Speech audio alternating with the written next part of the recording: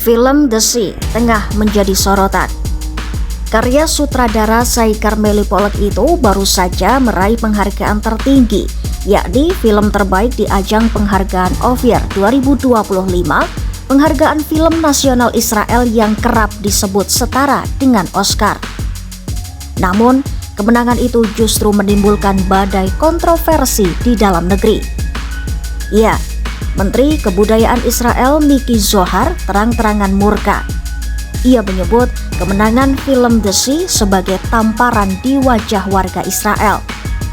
Bahkan ia mengancam akan menghentikan pendanaan pemerintah untuk ajang Ophir mulai tahun 2026. Yang jadi pertanyaan, mengapa pemerintah Israel begitu marah? Film The Sea ternyata bercerita tentang Khalid, seorang anak Palestina berusia 12 tahun dari tepi barat yang punya mimpi sederhana, yaitu ingin melihat laut untuk pertama kalinya. Namun, keinginannya terbentur realitas pahit. Di pos pemeriksaan militer Israel, Khalid ditolak karena tidak memiliki izin resmi. Ia kemudian nekat menyelinap masuk ke Israel demi melihat laut. Sementara sang ayah, seorang buruh tanpa dokumen, berusaha mati-matian mencari anaknya. Iya, sang ayah berusaha mencari keberadaan Khalid meski harus menghadapi resiko ditangkap dan kehilangan pekerjaan. Kisah ini terasa sederhana, tapi justru syarat makna. Ia menggambarkan batas, sekat, dan ketidakadilan yang dialami anak-anak Palestina setiap hari. Dan inilah yang membuat film tersebut dipandang sebagian pihak sebagai karya yang dalam tanda kutip menyudutkan Israel. Di balik layar, ada pencapaian bersejarah.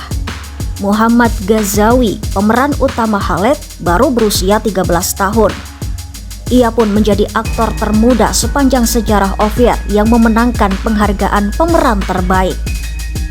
Film ini juga menyapu penghargaan lain, termasuk aktor pendukung terbaik, skenario terbaik, dan musik orisinal.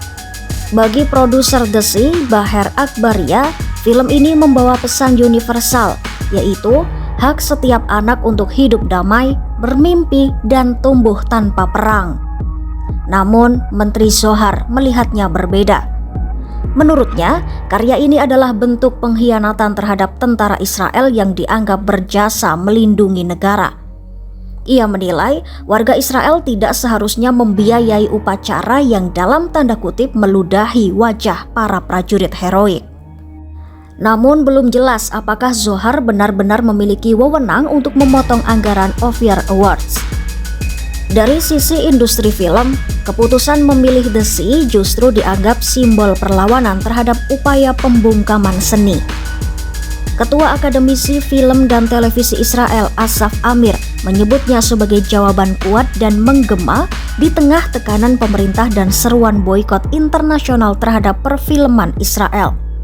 Tak hanya itu, kemenangan ini juga berarti The Sea otomatis menjadi wakil Israel di ajang Oscar 2026 dalam kategori film fitur internasional. Fakta bahwa sebuah film berbahasa Arab tentang anak Palestina akan membawa nama Israel ke panggung dunia, menambah dimensi ironi sekaligus harapan. Kemenangan The Sea memperlihatkan tarik-menarik yang nyata antara politik, seni, dan kemanusiaan. Di satu sisi, pemerintah Israel ingin mengontrol narasi. Di lain sisi, para seniman justru membuka ruang bagi kisah yang jarang terdengar. Kisah sederhana seorang anak yang ingin melihat laut.